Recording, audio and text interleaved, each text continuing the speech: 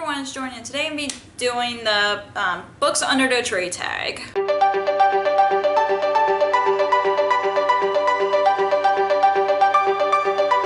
So I decided to do this tag because I just love doing holiday themed book tags, and I just saw this on Bookable's channel, which I'll link down below, and also the original creator of this tag. And basically it's just, and I just thought I have the Christmas tree in the background, so yeah, let's just get to the questions. So the first question is, what book would you like to find under the tree this year? And I honestly want a lot of books this year, but I don't know like what book specifically that I hope will appear under the Christmas tree. And I know a lot of adult romances I'm hoping for sure, like Beach Read by Emily Henry. I've heard nothing but good things about it, and it's about two authors who are on writer's block, but they write different genres, so they write each other's genres to get out of writer's block, and I really wanted to read that. I know I also want The Flash Share because I've heard nothing but goods about it as well, and I just want to know what the hype is about with this book. And yeah, there's so many books I'm hoping to appear under the Christmas tree this year.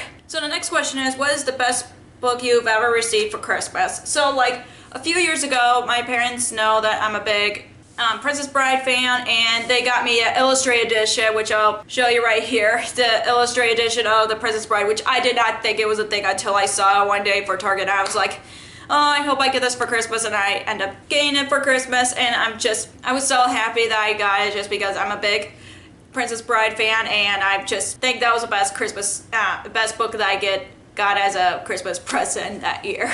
So the next question is, what book gives you all the Christmas feels? I hardly read any Christmassy themed book this year, but the one I've read recently is Mr. Dickens and His Carol by Samantha Sylvia, and I really enjoy this book. This is a historical fiction about Charles Dickens and how he wrote A Christmas Carol, and I really enjoyed it, and I do recommend it to people who loves A Christmas Carol and want to learn about the author. I would recommend it, and this gives me a Christmas feels because it's about the author of A Christmas Carol writing A Christmas Carol, so yeah, this gives me a Christmas feels.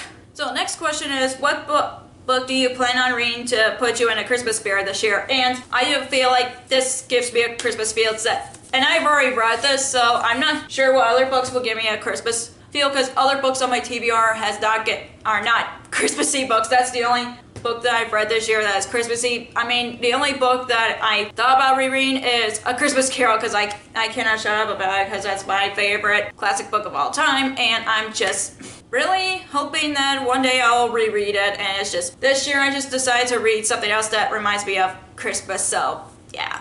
And the next question is, what book have you read this year that you would like to throw away with the Christmas tree after the holidays? I know this question, I hardly have read any bad books this year, but this one I know I'm not gonna unhaul because that's part of a series, and I want to give the next book of a series a chance, which is The Night Country by Melissa Albert. I honestly was disappointed with this one. I read it within 2 days, and nothing. I feel like not a lot has happen in here. Maybe it's because I listened to the first book on audiobook and I've read the second book physically. I really don't know. I was still disappointed with this one, but I hope Tales from the Hinterlands would be better, because I think this series has a potential for me just because of the kind of book the kind of story both of these are, and I'm just really hoping the third book will be better. But if I had a choice, I would unhaul this along with a Christmas tree. So the next question is, what is a book from this year that you would like to place under a friend's tree?